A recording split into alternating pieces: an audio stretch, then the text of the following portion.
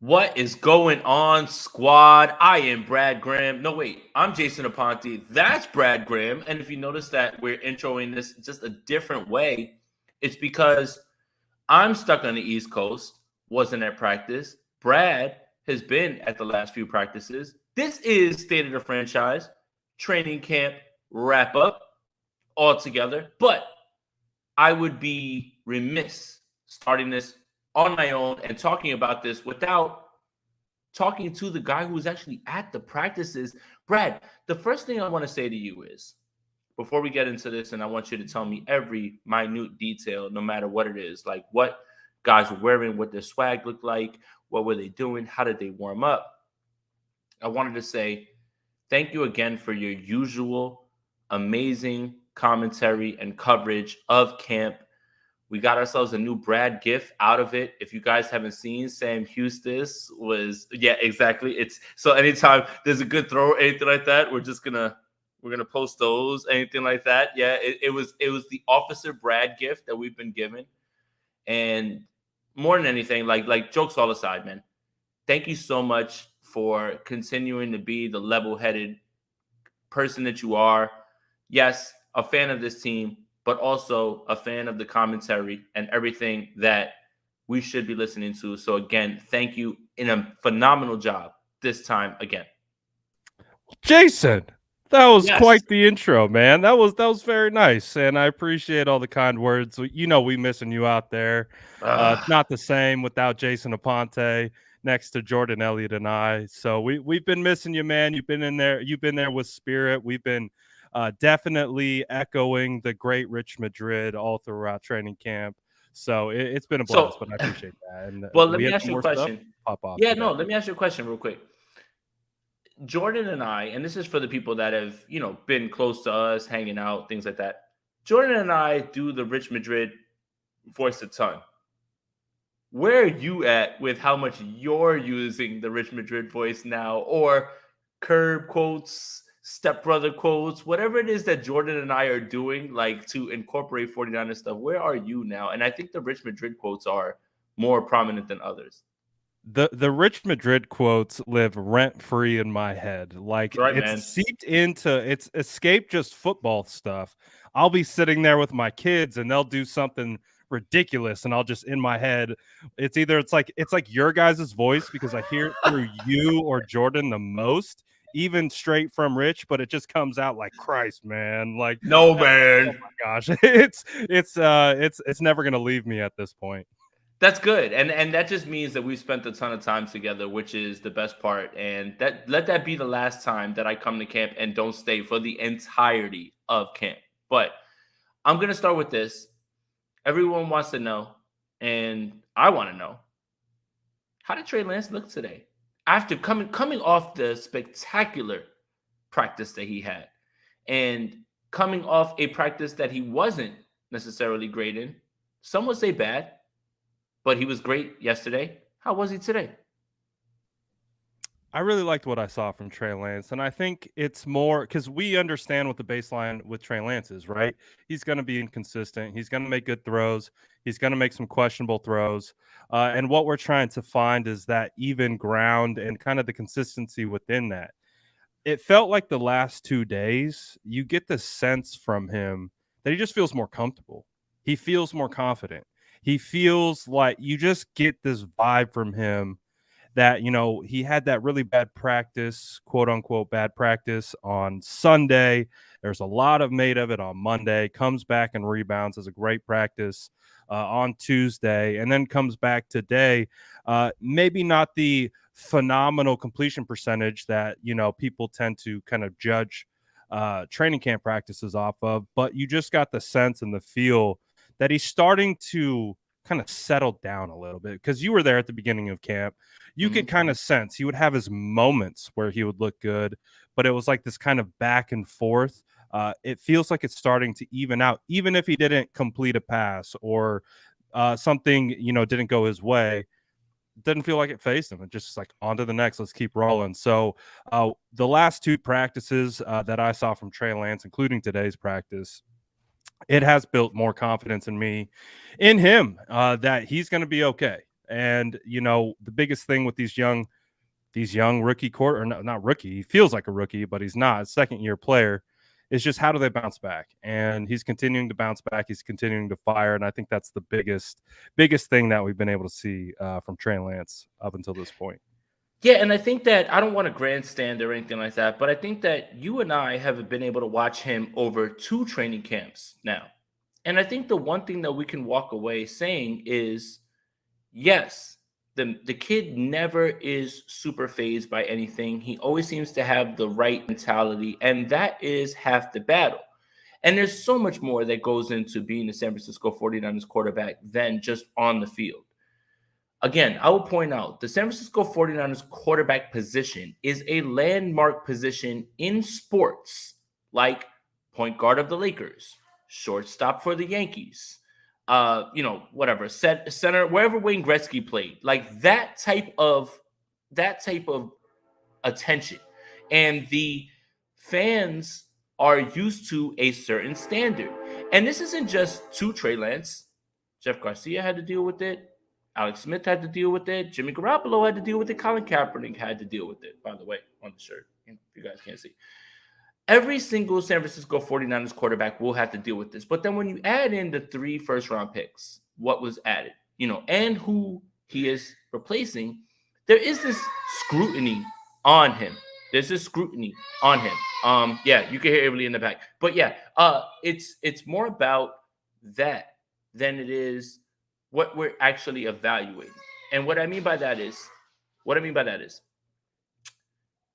an incompletion doesn't mean a bad rep, and a completion doesn't mean a good rep. And I've said that many times. What is going on? All right, go. You got it, Brad.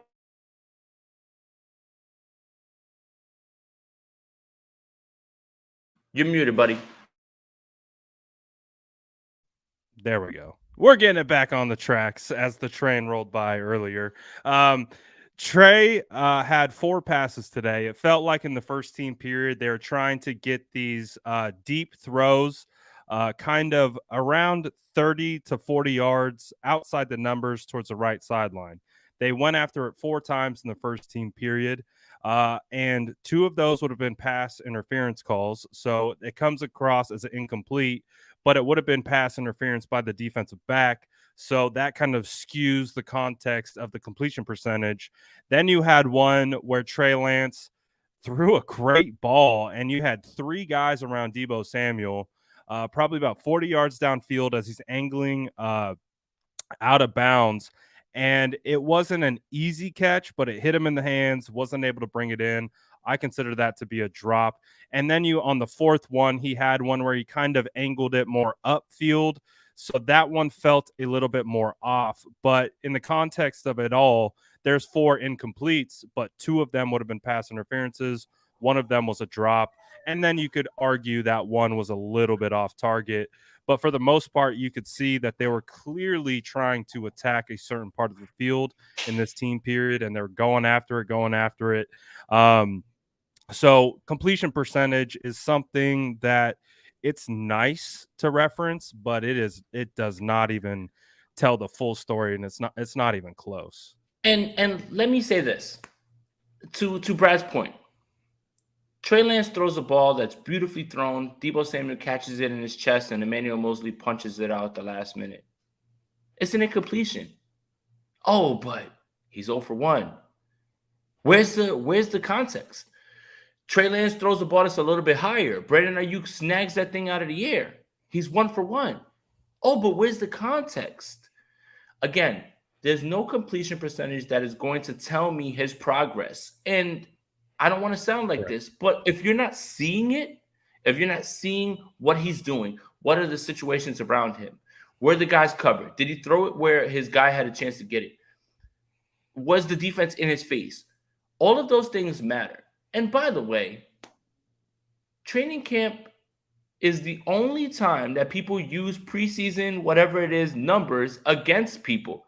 Because in spring training, a guy goes 0 for 31, and they're like, he'll get him in the regular season. And that guy in the first at-bat hits a home run, and nobody's talking about spring training. Something about training camp has people up in arms. And you know what else is funny? The guy that everybody has proclaimed as the best quarterback of this class, Mac Jones, is going into his second year. I implore you guys to check those training camp numbers and those reports because they ain't good. And I don't want to hear it. In the same way that many people, not the people that are watching our show because they're damn smart, many people that watch and they say, well, look at Mac Jones and what he did. Look at Trey Lance's numbers. But Mac Jones is going into his second year, and you guys are cool with just saying, well, new play caller, offensive line's a little bit off. Oh, they don't have a running game. It's all this context for Mac Jones. But when it comes to Trey Lance, you know what, man? It doesn't matter if Trent Williams or Mike McGlinchey didn't play. It doesn't matter if Deebo Samuel's not been there. It doesn't matter that these are his first extended reps in his time. Funny how that works. So again, ask yourself this question if you're watching this. Do you want to be right or do you want to get it right? And that's the best way to put it. Do you use information to change your thought process, or are you so stuck in your ways and what you want to be right about that you're rigid? That's embarrassing in my opinion. I'd rather go to people and say, you know what? I projected this. This is what I've seen. This is where it's different, as opposed to he's trash. He can't do this. He can't do this. He can't do this. No one ever tells you how someone can improve. They just tell you that they know that they won't improve. And that's the weirdest part of this to me. And I agree with that. And that's why I love the draft process, because I'm big on evaluation. You're evaluating what a player could be. You're evaluating what he is right now, but then you're also having to look 2-3 years down the line. So you have to try to look and try to see, okay, this particular player isn't good in this area, but we understand if he reps it and he gets more specialized technique in this regard, he will get better, and that could completely change his game. And you can make that same argument with Trey Lance. He needs reps. We've been saying it since the draft process. Everyone references how many throws Trey Lance has made in college. Everyone. Like when you talk about all leading up to the draft. So we understand.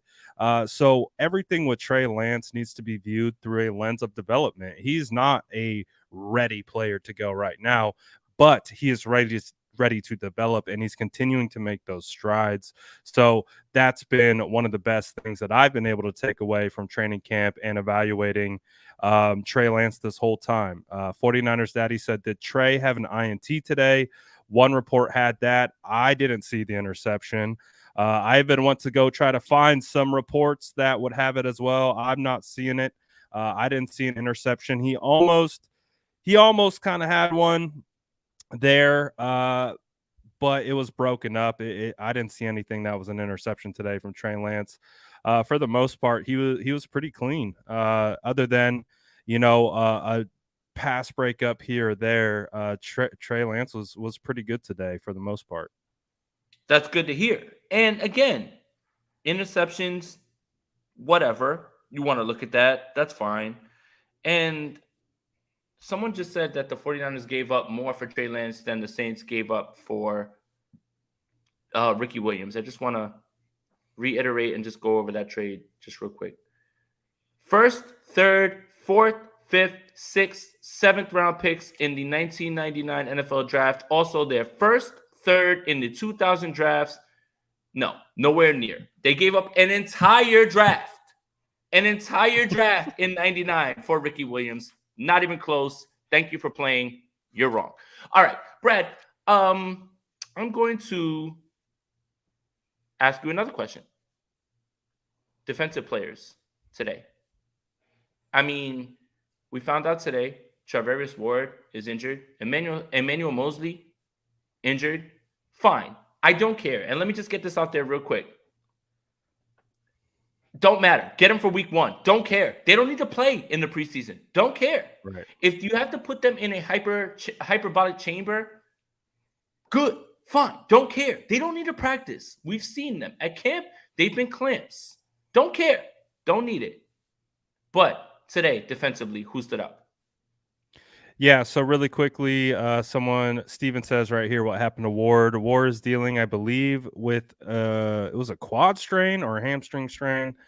One of the two. It does sound like he'll be out for a couple weeks, which means he probably won't be playing against Green Bay, probably won't be playing against Minnesota.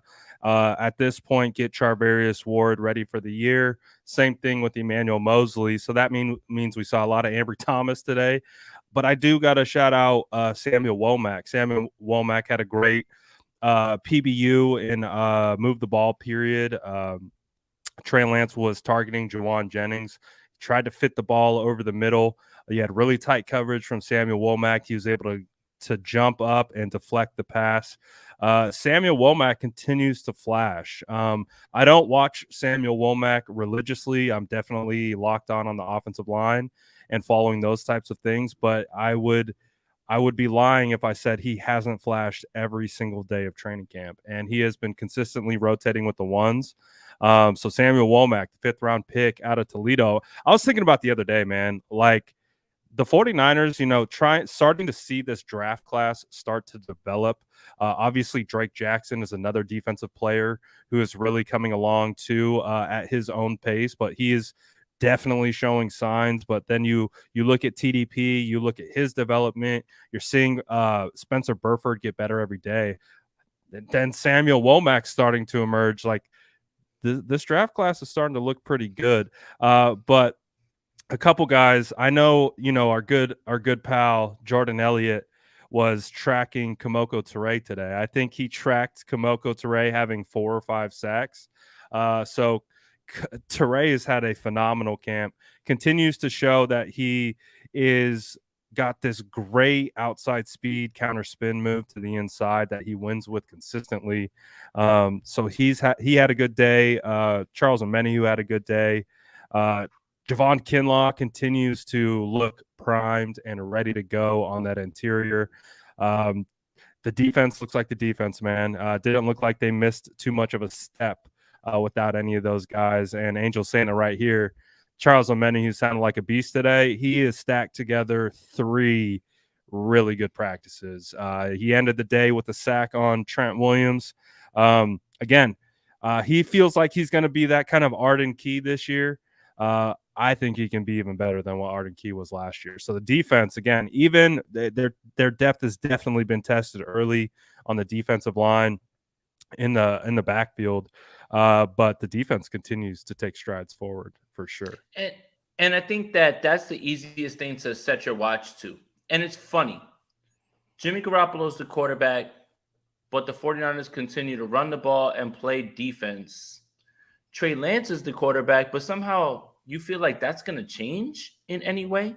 And I would even argue they'd run the ball more at this point. The defense is in the same spot to keep people close. Go for it. We're seeing more Trey Lance with the legs, man. We remember we've talked about this earlier. We talked about this throughout camp. We're like looking back at last year's camp. We're like, Trey Lance was running wild last year, and we really hadn't seen a whole bunch of that. We saw a lot of pocket passing, right? A lot of statuesque in the pocket, those types of things. I think that was by design. I think that was Kyle trying to make, like, I don't know. Trying to figure out what he had. And I forget who it was. It was Steve Young, actually. And Mike Shanahan actually, what was it? He banded his legs together so he couldn't move out of the pocket to teach him how to throw in the pocket. That kind of felt like that. Don't move, man. Right. And you know what's funny? Is the days that he had his best days, NFL Network was at camp. Last year, we're talking about.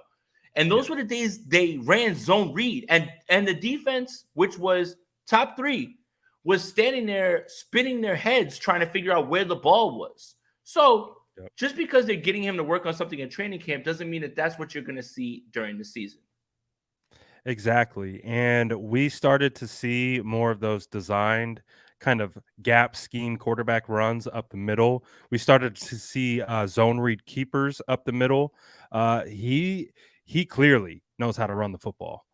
He understands how to run behind his blockers, set up blockers, do all those types of things. So we're starting to see that slowly kind of emerge into the offense. And it feels like when we talk about Trey Lance being comfortable, it kind of feels like it is also giving him a sense of comfort. You know what I mean? To be able to get in there, do what he wants to do. But we're starting to see him emerge as a runner. Again, he had a phenomenal run yesterday. It blew by the entire defense. Can I ask you And real then quick? And today, this is yeah, just my opinion. This is just my question and your opinion. Some had it as a 65-yard touchdown. Some had it as someone would have run him down and touched him. What is it? I had him as Talanoa Hufanga snagging him. But Okay. again, it was a tag off. So you could still make the argument forward momentum. Trey breaks the tackle. I'll say this: Trey Lance beat 49ers defenders on an angle to the edge. He So blew past them. if it wasn't 65, what was it then? 40? Uh, if it was a tackle, yeah, it would have been about a 45 yarder. But again, Talanoa just flashed out of nowhere. You see Trey run past these 49er defenders, and all of a sudden there's Talanoa Ufanga, and you're like, where the hell did this guy come from? I looked at it like a tag off. Like I looked at because it looked like Talanoa Hufanga came up, kind of tapped him on the hip, and then just kind of let him go. I didn't call it a touchdown, and I've even been quick. I've had a quick trigger finger on Twitter when I've called things a touchdown that I feel are touchdowns. But this one, I couldn't because I was like, I saw Talanoa, like I saw him right there. So Talanoa came out of nowhere, looked like he tagged him off. But again, you could still argue it was a touchdown, but it was a good play nonetheless by both the players. And if it's a big gain, who cares? And I think that's where we're at right now. I'm gonna turn this to a group that while I was at camp was turning it up. And it sounds like from all accounts is still turning it up, the running back room. Some would say that Trey Sermon had his best day today. And I could have said that 3 practices ago. Yeah. What did you see from the running back room today? The running back room just continues to prove that it's deep, and Trey Sermon did have a really good practice today. Trey Sermon is running with conviction. He's running decisively, something that he did not do last year. You go back to that Green Bay game that actually you and I were at. Trey Sermon was the lead back in that game, and you could see he was missing hole after hole, cutback after cutback. It was just a really hard go for Trey Sermon. He still came out with a good stat line, but he left a lot of yards on the field. Today, you get an example of him running to the right. You see the offensive line blocking beautifully, and he reads the cutback and sticks his foot in the ground, gets north-south, and gets a lot of good yards out of it. So those are the things that you wanted to see from Trey Sermon last year, and we're starting to see it this year in training camp. And so again, as someone who felt a little duped by Trey Sermon last year, like thinking like he was going to be this workhorse back that the 49ers had been looking for, and then gets completely jumped by Elijah Mitchell. And Elijah Mitchell is still the running back one, but Trey Sermon is definitely, like, I had questions coming into this, like, is he going to get cut? Is he going to make it? Like, because it just felt like he was a doghouse candidate, felt like he got buried. They draft TDP. But we understand how it is. The running back position takes a big pounding, and that means a lot of injuries. So you want to have more guys back there than not enough. And right now they're in the boat of having too many guys that are definitely capable of making the roster. And Trey Sermon is definitely making it. I think he's going to make the cut. I don't think it's much of a question anymore. And he did have a really good practice today. I'm nervous that Jordan Mason won't make the cut, and it's not because Jordan Mason doesn't deserve to be here. It's just because these guys have stepped up. Even Jeff Wilson. I mean, you can give me a little bit more insight when it comes to Jeff Wilson, who was listed on the first depth chart as number 2, something that they've kind of said over and over. And I don't think that Jordan Mason will be cut because he's not worthy. I think that Kyle has his guys, and he knows what he wants to trust with certain guys. You can trust Jeff Wilson in pass pro. They even used him hell as a fullback last year, moved him around and asked him to block. So what I'm afraid of is not that Mason will be cut because he's not worthy. He's been, in my eyes, and Brad, you can disagree with me. You know, I was there for a few days, not as many as you. The most consistent day-to-day running back. Every day, Jordan Mason was good. Every day. There was nothing that Jordan Mason did bad. Trey Sermon dropped balls. Jermichael Hasty was getting caught behind the line. TDP was fumbling snaps. Jeff Wilson didn't show burst. Elijah Mitchell was just whatever. But every day, Jordan Mason made a play that we all looked at each other like, oh man, who was that? And if it's a running back that made a big play, usually we all looked at each other and we said, that was Jordan Mason. So if Jordan Mason doesn't make this team, sorry, Justin, and this isn't anything that I'm backtracking on, has nothing to do with the fact that Jordan Mason isn't worthy. It's the fact that there's a trust factor, and a lot of these guys have stepped up lately in practice. You start to see it pick up a little bit more. So would you disagree with that in any way? I would not disagree with it. I mean, it's literally just a log jam. It's a numbers Mm-hmm. game at this point. And Jordan Mason again, he had another good run today. You can tell when guys have a feel in the mix, like when they're just bodies moving and they somehow find their ways. That's the biggest thing that I think has impressed me about Jordan Mason is he can anticipate an angle. So then he's able to time his cut properly. And I saw a perfect little run that he had today where he just kind of slithered through a bunch of trash on the interior. And you're just like, wow, this guy, he just has it. Like he has the feel for the position. He knows how to run when it's disgusting. He's been consistently running with the threes. So it's not like he's had a phenomenal offensive line in front of him. He's had to do a lot of creating on his own.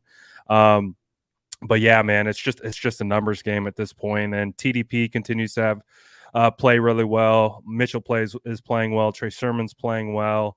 They love Hasty out of the backfield. I think Hasty had a big touchdown run today for like 55 yards. Thought I saw you tweet that.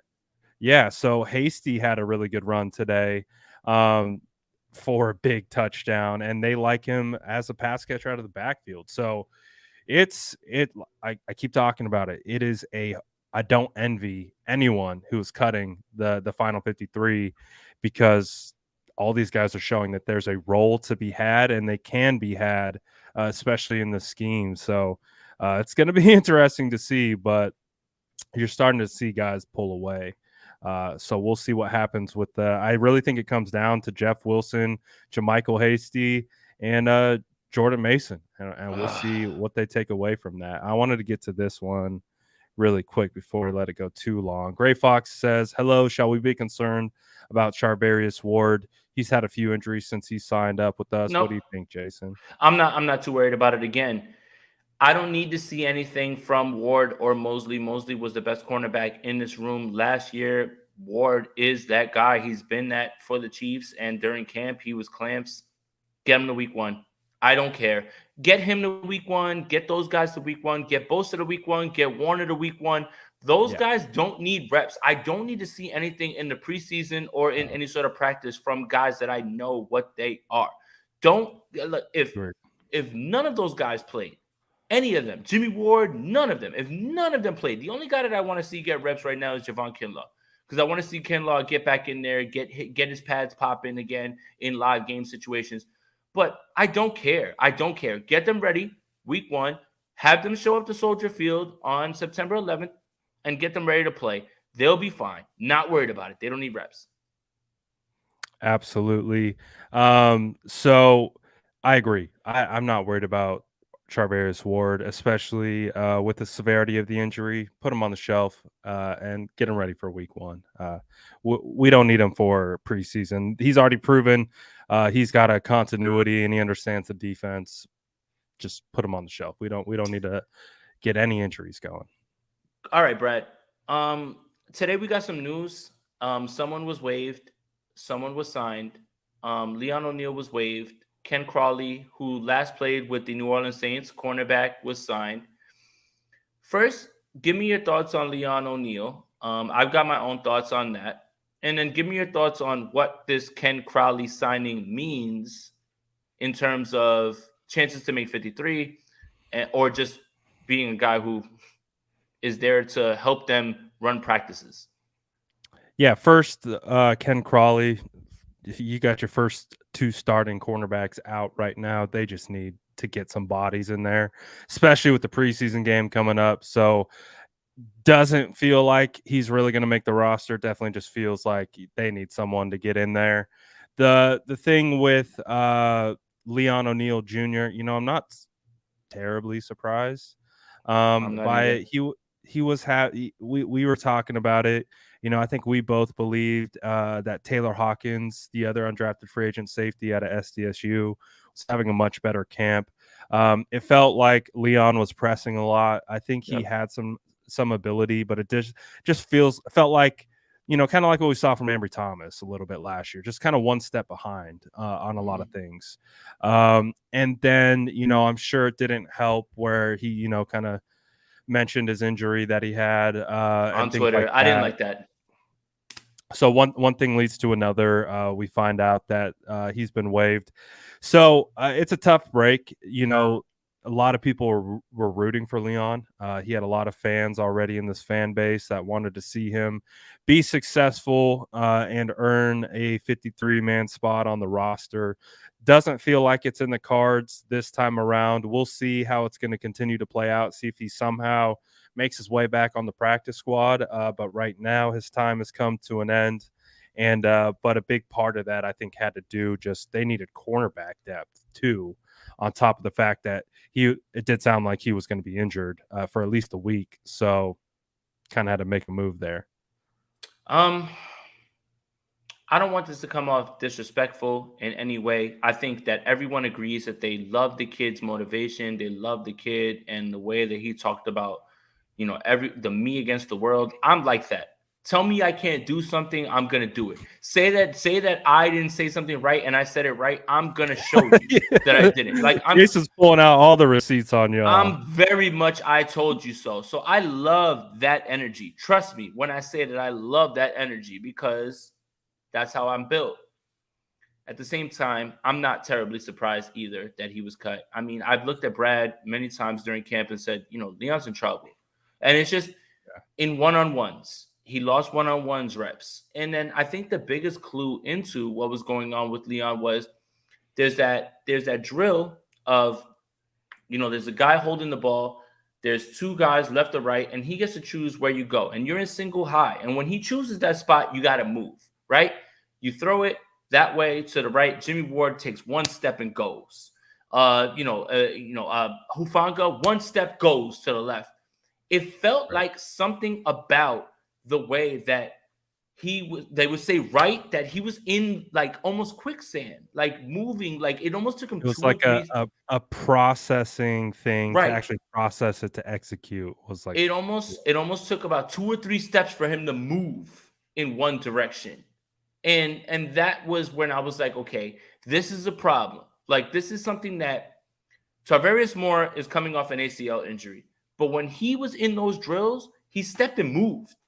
And he's a guy who can turn his hips and move the other way. Leon O'Neal isn't incredibly straight up like athletic. So he had to like play with that sort of instinct. That's what Hufanga is doing so well right now. Like, and I don't want to disrespect the kid because his work ethic was there. Everything that he was doing was right. Everything that he was saying was the right thing. I do not want to disrespect this kid in any way. And yes, yesterday I did not like the way that he was addressing things on the internet, going on Instagram. It almost felt like you already knew this was coming and you wanted to lay out some sort of excuse. And I don't like that portion of it. But I'm not going to get in that man's head because it must be tough to deal with those things. And the last clue that I had that something was wrong with Leon, he gives up a catch and he tries to punch the ball out at the end when the play's done, like it's done. And it almost starts a fight. That to me screams frustration with the way you've been playing. Look, regardless of your motivations, anything like that, this is a results-driven game, okay? In the right spot, I had the right coverage, cool. Catch the ball on you for a touchdown, results. Like, that's the thing. So, Leon, I don't think he's done in this league in any way. I don't think he's done with this team necessarily. But it's not terribly surprising to see that he had to go, especially when you start to hear about this injury. That's it. Yeah, I would agree. Not terribly surprised. It's kind of like a 50-50. I was like, oh, wow, they really did that. But also at the same time, understanding the injury and the issues at cornerback depth. Totally get it. Totally get it. All right, Brad, let's talk offensive line because that's why everybody's here. Nobody's here to see me Nobody's here to see me yell about like a bunch of stuff. Let's talk about offensive line. Who Let's do it. is the surprise offensive line guy for you? And I think I kind of know the answer because I'm going to lean this way as well, too. Who's the guy who continues to dominate while he's here at camp? I mean, Spencer Burford is the first one to jump out just Bing, bong, because, boom. I watched his tape coming out of UTSA, and I was like, this guy doesn't look like a tackle to me. Like, he looks like a guard. And when players draft someone or a team drafts someone at a certain position, you kind of think like, okay, they're going to draft them to be a tackle. And it just was like one of those, like, he doesn't look like a tackle, and they moved him to guard, and he's fit right in. He has all the prerequisite athletic ability that you want from an interior offensive lineman, including the size, the arm length that he has. One critique that I would give him is he is still trying to find that balance when it comes to anchoring and pass protection. Mm-hmm. He can get bull rush a little bit, but hey, who doesn't on the offensive line? Let's be perfectly honest. So it's just being more consistent at stopping the bull rush. But other than that, I think Spencer Burford, the 4th-round pick out of UTSA, continues to show that he's more than capable to start in this league. He's got the speed, he's got the foot quickness, he's got the power behind it, and he's got the mentality. And I think that's one of the biggest things why he's able to just really step in and hold it down. So Spencer Burford, man, has been a whole lot of fun to watch. And he feels at home with that offensive line. Like, it doesn't look out of place. Like, it still feels like Aaron Banks is almost trying to find his footing a little bit more than Burford is. And, Banks has had a whole year in the system. So Burford has definitely been the biggest surprise on the offensive line. Yeah, it's Burford starting at right guard. Like, it's a done deal at this point. Yeah, a lot of what I saw while I was there, it's absolutely true. Like, a lot of what I saw there, I was impressed by. But and I hate to bring this up because this sounds stupid, but back me up. And if I say something crazy, Brad, just be like, man, shut up, man. Like, nobody cares. Oh, come on, man. Come on, man. What are you even talking about? Who cares, man? Spencer Burford in press conferences carries himself in a way of a guy who, I know this is my job. I know this is my spot, and I'm very confident. Now, look, everybody can talk the talk, but he's talking the talk while walking the walk. And a lot of what that is BDE, right? Like, it's just like, I know I got this spot. This is me right here. Like, and there is a lot to that in terms of, especially when you're stepping into a spot as a rookie and nobody saw you pulling up like that, right? And we all thought Daniel Brunskill was the incumbent, and it was just like, that's set and forget. Now right. Daniel Brunskill is fighting for his life as center, and Spencer Burford has been the one guy that does not come off the field for anybody at this point, not at one point. So Burford is definitely the guy that now we're like looking at like, man, you're going to be a rookie. And as much as we talk about Kyle not trusting rookies, or you need to get into the circle of trust, like meet the parents, Burford's in, it sounds like. And it seems like I don't see any other guy or any other like person that could take this spot. And that's good. That part, you're going to go through your bumps and bruises. That's fine. But when the coach shows that much, confidence in you, how can you not feel like, hey, I had a mistake here, I got a mistake here, but the coach keeps going back to you. Like, there's guys, Aaron Banks comes in and out, Brunskill, Brendel, they come in and out. It feels like now we've got 3 spots on this offensive line sewn up. And that feels good right now at this point, at least from a name standpoint. And for Trey. Trey's got to get this figured out pretty quickly. Like, there's a game Friday. There's like another game on like Thursday. Like, they played 3 games in 12 days. And I get it. They're not going to be playing anybody probably that second game. That second game is not going to be anybody at this point. I think they're going to give everybody time off. But they've got to get this figured out pretty quickly. It's nice to know that there's 3 guys that are at least sewn up and done. Even if I think that there might be 4, but you never know with Kyle. Like, I think it's Aaron Banks is there. Like, I think that's his job. And speaking of one of the three, Mike McGlinchey got reinserted, and he had a pretty good practice today, and he Good. got a couple wins on Nick Bosa. I swear, I was like, look at Mike. Mike got 2 wins back to back. Look at Big Mike over here. Look at the redemption arc on that guy. As I swear, like Nick Bosa read my tweets or something, and just he got Mike pretty good. Well, But that happened to something me. That happened to me at practice too. Offensive line is protecting, the defensive line is, and they were like, "Oh yeah, like what are you doing?" Like yeah, looking at what I I'll did. show Like, you. oh yeah. It's almost the same thing. Like when Croc pulls up and we're like, "Hey, TDP's not playing that well, man. I don't know if he's gonna be all right." And he's And he like goes looking on at this us like, tear for 3 days he's after like, that. looks good to me, man. So maybe we should just shut up and stop tweeting during practice. But also too, it wasn't just Mike. You know how good of a blocker George Kittle is. He just came flying off the line of scrimmage, and George was just doing this little like angle block, and you could hear how hard Bosa hit Kittle, and like I think Kittle was almost got knocked back a little bit, like whoa, like I don't know what happened to Nick. He turned it up. He was going crazy. So that was fun to watch. But I will say, I won't be surprised if we don't see Mike McGlinchey.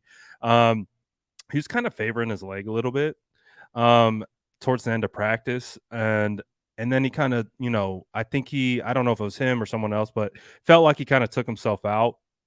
So I don't know what that would indicate, but I still, judging his body language and kind of watching him, it does still feel like he's feeling the leg. So my biggest thing for Mike is take your time, man. Yeah. Like take your time getting back. Get him to week 1. Get him to week 1. Get him to week 1. Same thing as Charvarius Ward. Put him on the shelf. I've seen enough from Mike that he looks good at it. List the guys. List them. Trent, Mike, Charvarius, Emmanuel, Fred, Nick.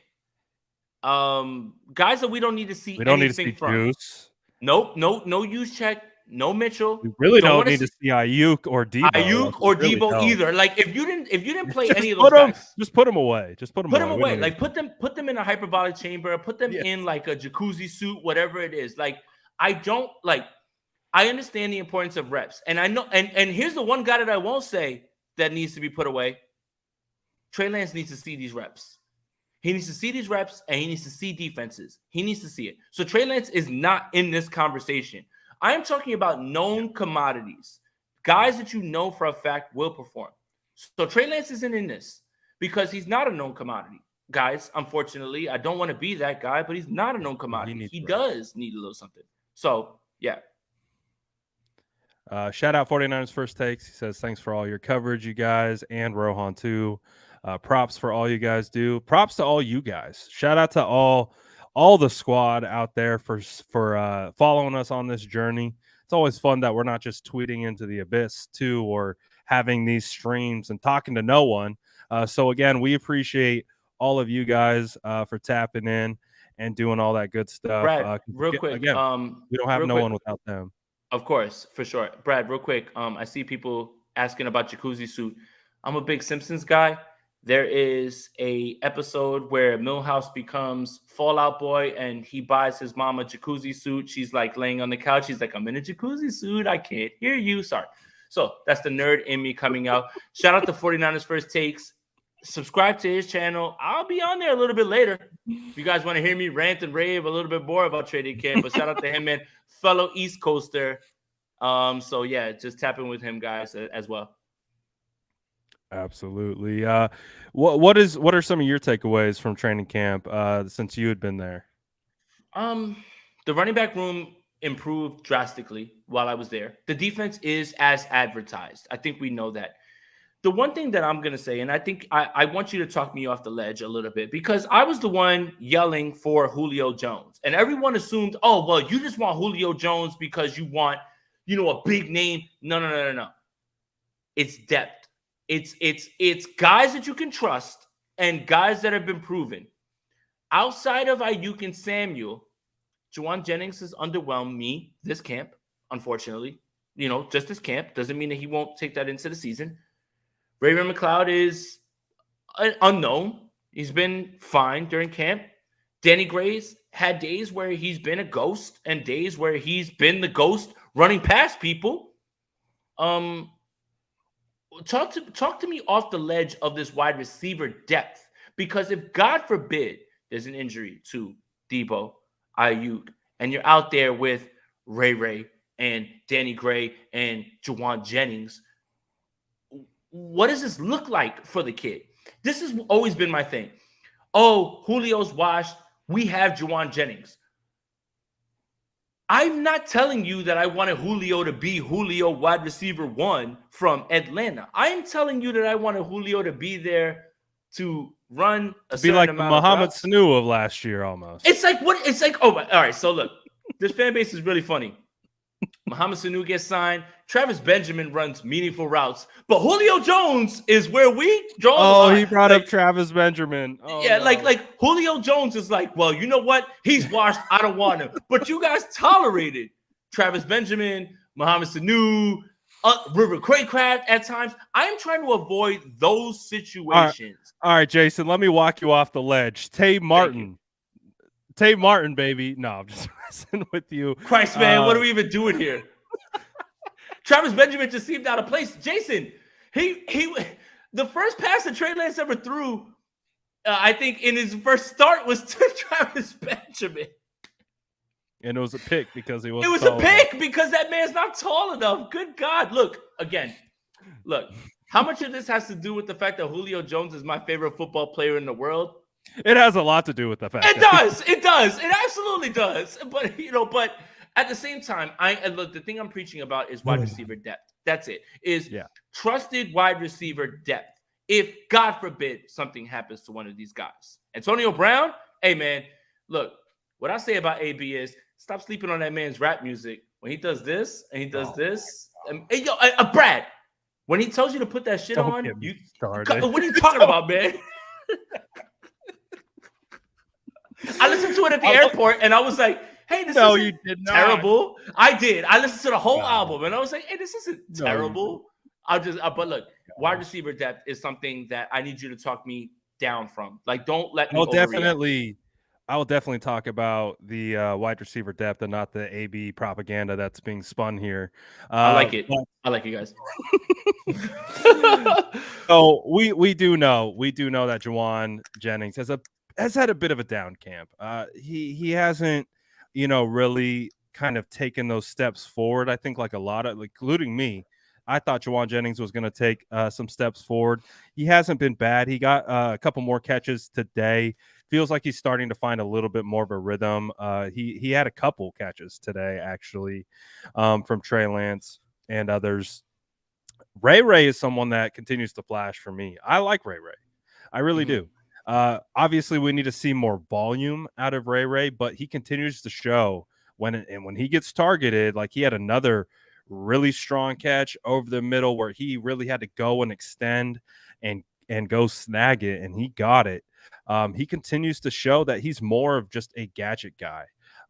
He is showing that he is capable of making good catches across the middle in contested situations that you want to see, especially Kyle Shanahan, like when he wants to see these wide receivers working over the middle.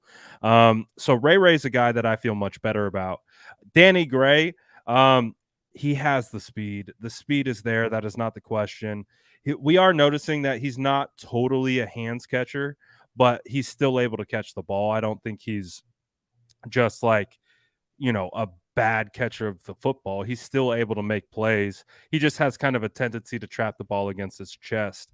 But for the most part, I feel okay. I mean, obviously, you lose Deebo Samuel, you use Brandon Ayuk. Well, you're smashing the panic button no matter what. But I think that I like the depth as they are to be depth. If we're looking at them as starters, Juwan hasn't really gotten the separation that you would hope to see in kind of one-on-one situations. He definitely kind of boxing out guys right now. I like what I see from Ray. Danny Gray has a ton of potential. So we'll see. And Malik Turner continues to be in the mix for that 6 wide receiver spot. But Tay Martin's a guy that's quietly getting more involved. He had 2 catches today. He looked nice. So we'll see. But again, if Brandon Ayuk goes down and Debo goes down, all hell's breaking loose. Yeah, and Anthony Alvaro makes a good point. T.Y. Hilton's still sitting out there. That's somebody who, again, in limited snaps, again, when we bring up veteran wide receivers, we're not telling you to bring them in to step into whatever role that they were in during their prime. And the Julio Jones thing, Julio Jones is going to probably catch 12 touchdowns this season after you said all that stuff about him not scoring touchdowns, after you said that he was washed. He gets to play with the best quarterback he's ever played with. Everybody's looking at Mike Evans and Chris Godwin. The only thing that I would ask Julio to do is please find a different number than 85. That shit is gross. It looks so bad. I don't like it. It doesn't look good at all. Please give that man number 2, because that number 2 with the Titans was icy. But if it does come down to that, number 11 for Julio. 11's good. Like, give it to him, But I think if you took away most teams' number 1 and 2 guys, it wouldn't look very good. So maybe maybe I'm being overly worried, things like that. I try to be level-headed, but at the same time, Ayuk's missed games, Debo's missed games. That's a little bit what I'm worried about, because if, God forbid, both of them go down at the same time, then you're really looking at being George Kittle being the guy that you really need to focus all of your passing to, and just hope that other guys can contribute solidly.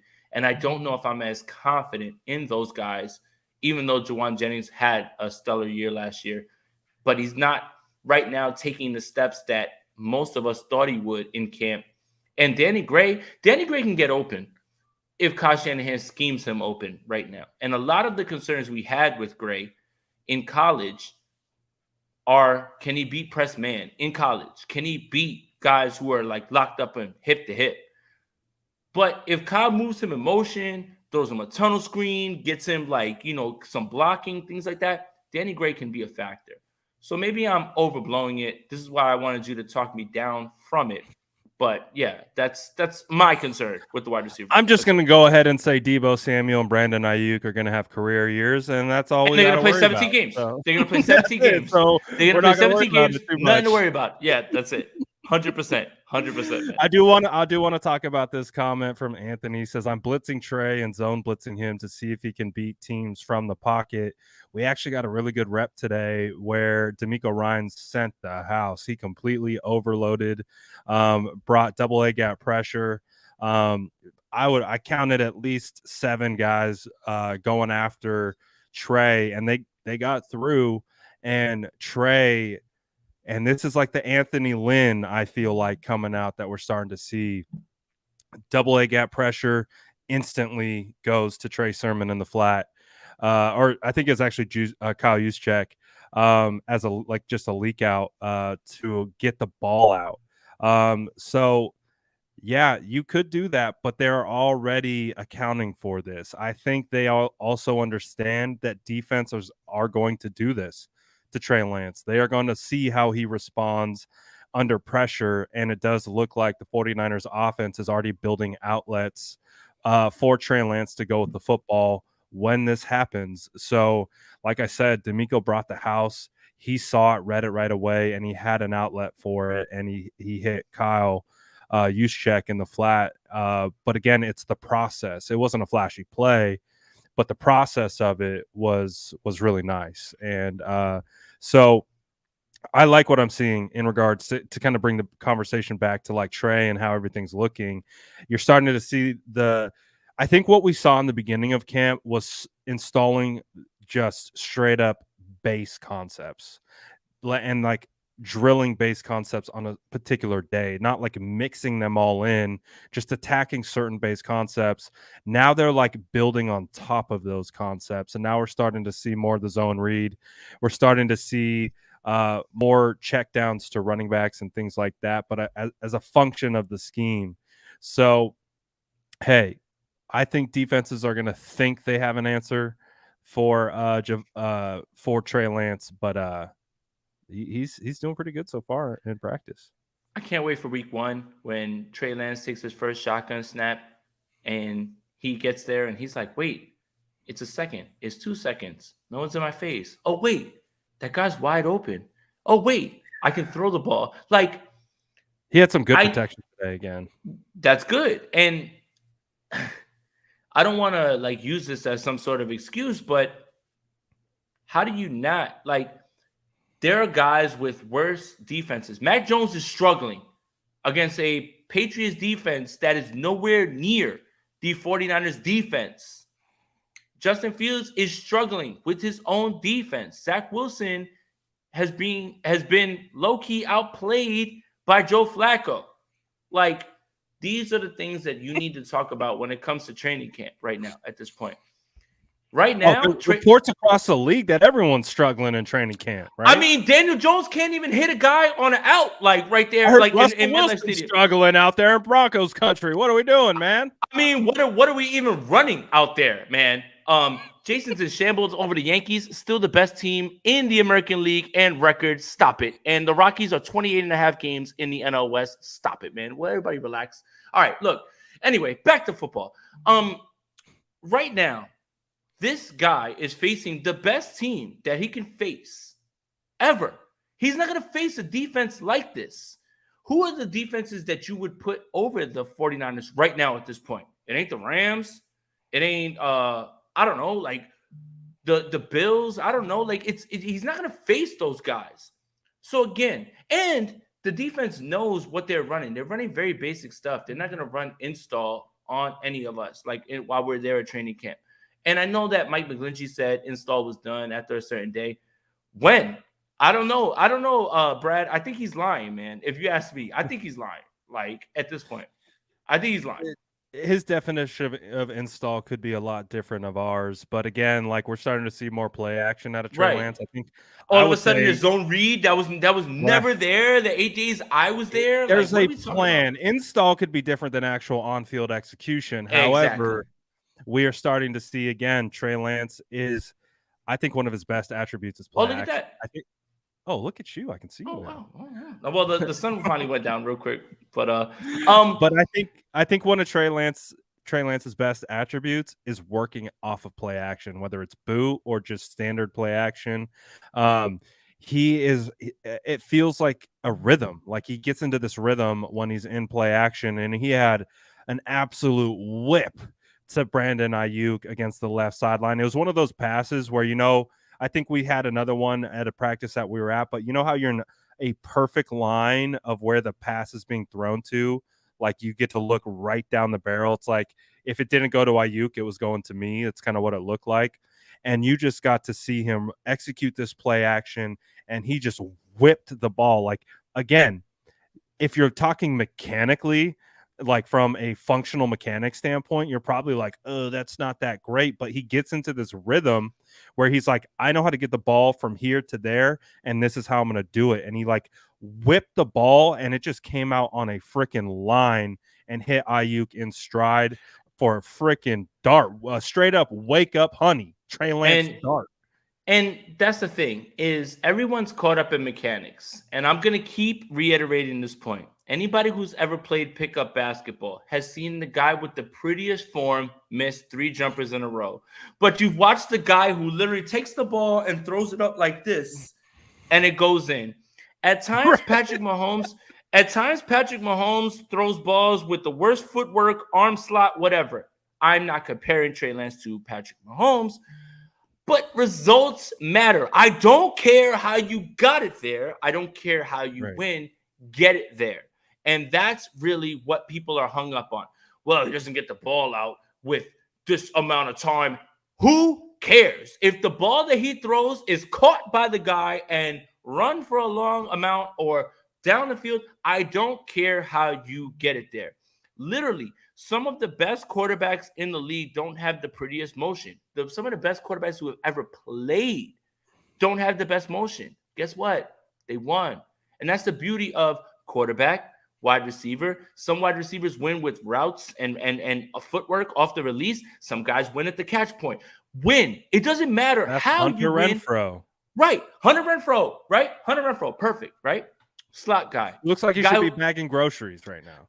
A guy who did your taxes at H&R Block. Literally. That's what he looks like. Literally, at this guy. You're coming after the tax agents again, Jason. Look, I'm not, but I'm just saying, look, this guy understands how to get himself open. Who cares how you get open? Justin Jefferson runs some of the finest routes I've ever seen. That gets him open. Mike Evans wins at the catch point, and he catches the ball. Devontae Adams wins with release and footwork. Who cares how you win? Just win and get it done. That's it. So I think people are too hung up in what they are, the preconceived notion of, well, the quarterback has to win from the pocket and throw the ball at this angle. Who cares? Lamar Jackson wins. You know how he wins? By being dominant. I don't care how your arm angle looks. I don't care if you won from the pocket. Win the game, make plays happen, and that's what you'll really find. Stop being hung up on all that. That's like my little rant on it before we get over all that. Yeah, and I think that's I think a message for the 49ers coaches in a sense. Like, I think that they've been trying to just get Trey Lance's mechanics to be perfect, which I understand. What did H&R do to me? H&R hooked me up, actually. They gave me some write-offs and stuff. So, like, real quick, shout out H&R Block. I think they're trying to refine Trey Lance. But at a certain point, you kind of got to let Trey cook a little bit and do what he's comfortable with. And I think they're finding that balance. And again, with confidence, I think you're going to see more of that. And the last 2 days, we've seen that confidence starting to come out from Trey Lance. So I'm pleasantly intrigued. I feel like after we were there like 11, 10 days, whatever it was, you saw the progression. And just like we wanted to see progression in training camp, it's going to be the same thing in season. It's going to look dramatically different week 1 than it does to week 18. And that's what we're going to be focused on. I wanted to talk to this one really quick from 49ers Throwback. Says Javon Kinlaw looks massive. He's going to be good. He's creating havoc on the interior. I'm really liking what I see out of Javon. I'm really excited about that. And I was on Croc Show earlier today, and he said he's replacing a guy who had the #1 run block win rate of all like defensive guys on the inside. He doesn't need to be that. He needs to be that presence that he was in those small games. DJ Jones? Yeah, #1 out of everybody. He stopped the run better than everyone. That's a number that you can look up. You can go look that up. But he doesn't need to be that. He needs to be that guy that he was in the limited time that we saw him. The Giants game, he showed it. Many times during the season, he showed it. What Javon Kinlaw's goal should be is just play 17 games. And I think the results will bear themselves out as they should. And him next to Eric Armstead is such a tandem. If Javon Kinlaw can just be healthy and just be himself. That's all he needs to do is be himself. We're not asking for anything more than that. You don't have to duplicate the guy before you, none of that. Don't set those expectations for him. Let's start with 17 games. 17 games and have him on the field. That's all you need, and I think you're going to be fine. If you get those two edge guys, one guy opposite of Bosa, whoever that is, whether that's Ebukam, whether that's Torrey, whether that's Drake Jackson, whoever's going to come in and fill in on that other side, you need to keep Kinlaw upright for 17 games. That's it. I'm not looking for numbers. Again, when people ask me numbers about Trey, numbers about this team, that's not going to explain where this team is going forward. It's not. It's not going to explain to me where they are with their progress. And if Javon Kinlaw just plays all the games this year, doesn't have any injuries, he's going to be fine. And I think he's going to be very impactful. That's all. And I saw a perfect example today of what I need from Javon Kinlaw. I don't even need stats from Javon Kinlaw. If you can get me Javon Kinlaw occupying 2 offensive linemen, the things that the 49ers defense will be able to do if they can do just that, that means you have another defender running free. That means you have Fred Warner going wherever the hell he wants without another offensive lineman getting to the second level, or Azeez Al-Shaair or Drake Greenlaw, whoever it is. If Javon Kinlaw can occupy 2, that's what you want. And I saw a little glimpse of that today. Remember the push pull, Jason? When I think I first met you in Mobile, Alabama, we executed the little push pull technique. No. We didn't execute it. You almost threw me through a window. Like, we didn't execute I was trying to anything. show you. You were like, trying to show me, but your big functionally. hands grabbed me, and I never felt more threatened in my life. No, tell the whole story. So basically, Brad and I, while everyone else went to go party in Mobile, I wanted to learn the intricacies of offensive Yes, that's line. what you wanted to do. I did. I wanted to learn the intricacies of O-line. Me and Brad hit it off immediately with our complaining that the fact that Terry McLaurin was not a 49er for some reason. And that's where we kind of met in the middle at that point. Like Brad knew me from social media. I knew him from social media. Brad didn't know if I was really like how I am on social media. When we got a chance to meet, he was like, okay, this guy's kind of like how I thought it was. And then we started talking football. But exactly what I thought. We started talking about the intricacies of that. So go for it. I asked him, okay, what are some of the things that you should be looking for? He's like, all right, be the defensive guy and then go for it. You tell the rest of the story. Go for it. Yeah, so essentially you're working the push-pull technique. You're trying to get the offensive lineman so worried about getting bull rushed that he's already trying to anchor and push against you.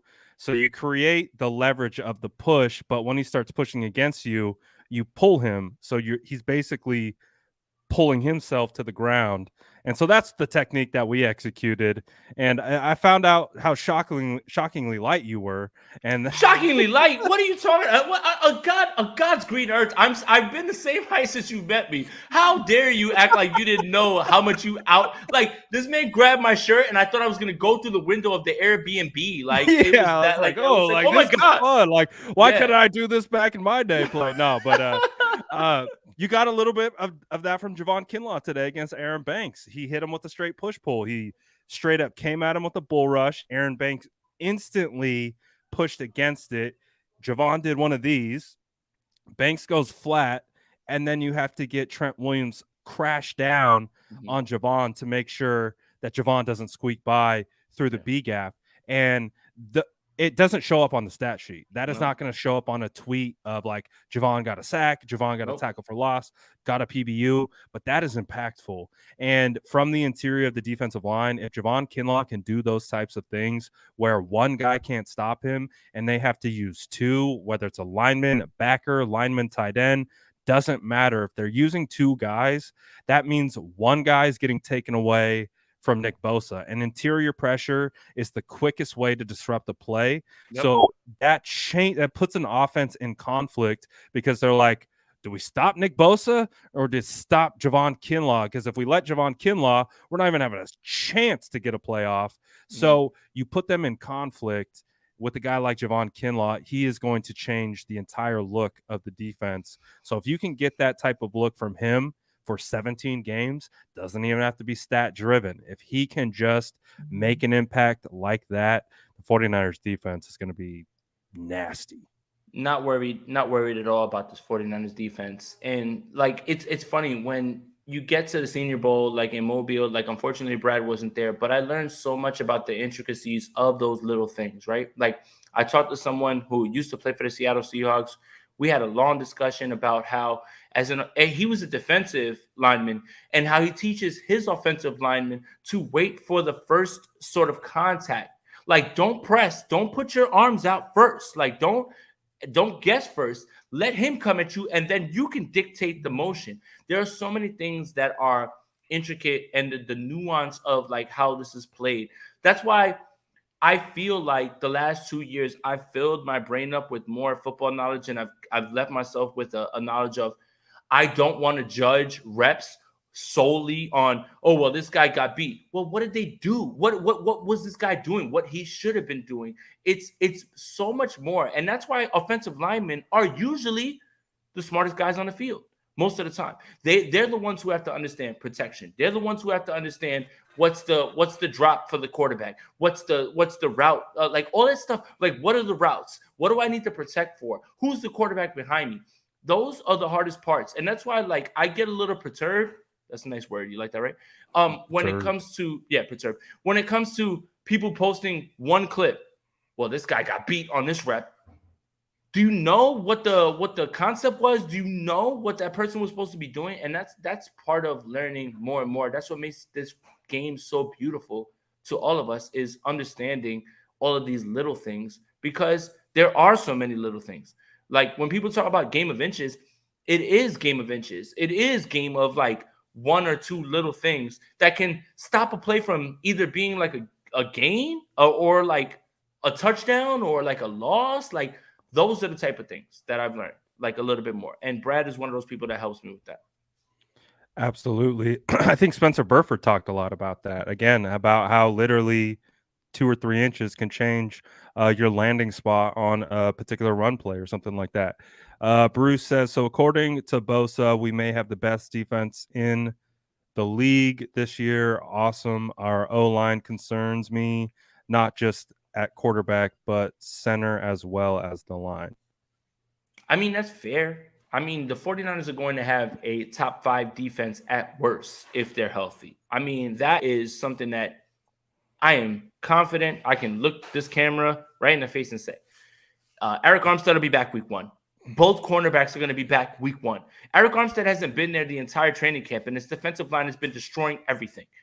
There are offensive lines much worse than the 49ers offensive line that are going to go through hell trying to stop. God help the Chicago Bears offensive line week 1. God help them. Seriously, like you better pray to Jesus, Allah, whoever it is that you pray to. You're in trouble. You're in trouble right now at this point, because this is Eric Armstead is going to be there now. Bosa is going to be there. Ebukam's going to be playing. Like Kinlaw is going to be there. They had problems last year, and this year, I don't want to get too hyperbole, but like they're better, I think, in some ways, in many ways. Keep Eric Armstead inside. Keep Nick Bosa outside, and where he's going to always be, but put somebody on the other side. Ebukam came on at the end of the year. The rotation, Amenahu's growing. Drake Jackson's here. It isn't crazy to say that this line will be better. It isn't. Yeah, the defense is going to go crazy, and it's going to be anchored by that defensive line unit. Everything else is going to happen behind it. What's with Armstead? Heard he was injured. He's dealing with a little knee sprain, but he's fine. He's been off to the side, working, running, week 1. all that good stuff. Yeah, get him to week 1. Get him to week 1, doing all that good stuff. So, Jason, anything else that you want to end our recap on? The 49ers are dropping their brick by brick first one of the year. I saw it. It was up there. I just got the noti while I was on with you. No, yeah. Brad. Anything else that we can wrap up with for this year's training camp? That is it for you and I at training camp. What was your overall takeaway? It's always fun to do this, and it's always fun to hang out with you, and and talk ball with you, man. And I mean that like not even like in a funny way in any way. It's always fun. Like I can't get away from telling people how much like how we argue online, and I have to tell myself this sometimes too. We're talking football. It's supposed to be fun. This is the most fun time of the year. This is when every single team is optimistic. There's a Jaguars fan out there thinks that we're going all the way. There's a Texans fan out there that says, you know what, this team is a Super Bowl contender. And you know what? Maybe they'll be proven wrong at the end of the year. But that's the beauty of training camp. That's the beauty of pads popping and getting everything started. It's a fresh start for everybody. I mean, hell, Hard Knocks started yesterday. And we got people that are like, man, the Lions culture is changing. Even though Dan Campbell gave one of the wildest speeches, something about one ass cheek and 3 toes. I was like, fam, I have no idea what you're talking about, but I feel you. I feel the energy. But you hear Jamal Williams, who goes from a winning organization from the Packers to the Lions, and you hear him talk that way about how much he loves his guys.